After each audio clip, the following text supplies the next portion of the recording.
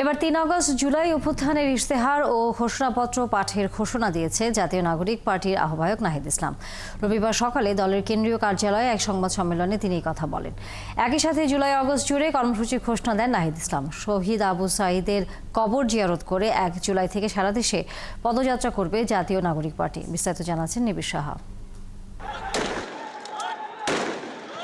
৩৬ দিনের আন্দোলন সংগ্রাম, কোটা আন্দোলন থেকে সরকার পতনের এক দফা, হাজারের বেশি ছাত্র জনতার আত্মত্যাগের বিনিময়ে ২০২৪ সালের ৫ আগস্ট পতন ঘটে স্বৈরাচার হাসিনা সরকারের।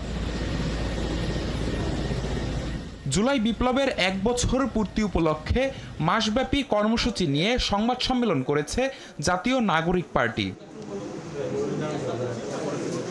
জুলাই আন্দোলনের সূচনার দিন ১ জুলাই থেকে দেশ গড়তে জুলাই পদযাত্রা শুরু করবে এনসিপি। শহীদ আবু সাঈদের কবর জিয়ারতের মধ্য দিয়ে যা শুরু হবে বলে জানাই দলটি। আমরা ৬৪টি জেলায় যাব, আমরা শহীদ পরিবারদের কাছে যাব, শহীদের কবর জিয়ারত করব, আহত যোদ্ধাদের সাথে কথা বলবো এবং অভ্যুত্থানকারী এবং বাংলাদেশের সাধারণ ছাত্র জনতা যারা রয়েছেন তাদের সাথে কথা বলবো। তাদের যে আকাঙ্ক্ষা ছিল জুলাই নিয়ে, সেই আকাঙ্ক্ষার কথা আমরা শুনবো।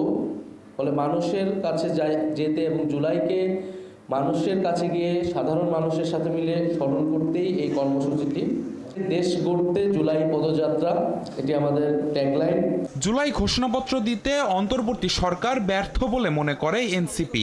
শেখ হাসিনার পদত্যাগে এক দফা ঘোষণার দিন ৩ আগস্ট কেন্দ্রীয় শহীদ মিনারে জুলাই বিপ্লবের ঘোষণাপত্র ও ইশতেহার পাঠ করা হবে বলেও জানান নাহিদ ইসলাম। এবং সরকারের জায়গা থেকে এখনো কোনো ধরনের বক্তব্য আসলে আসেনি।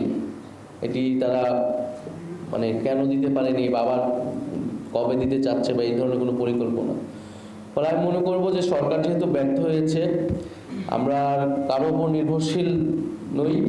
এই জুলাই ঘোষণাপত্রর দাবিটি আমাদের পক্ষ থেকেই উঠেছিল। আমরা আমাদের মতো করে এই ঘোষণাপত্র পাঠ করব, এইটা ছাত্র জনতার পক্ষ থেকেই হবে। ১৬ জুলাই বৈষম্য বিরোধী শহীদ দিবস পালনের আহ্বান জানান জাতীয় নাগরিক পার্টির আহ্বায়ক। শহীদ আবু সাঈদ শহীদ হন, এই জুলাই গণঅভ্যুত্থানের প্রথম শহীদ।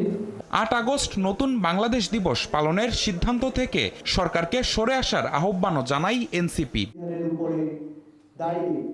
নিবিড় নিবিড় সাহা, ৭১, ঢাকা।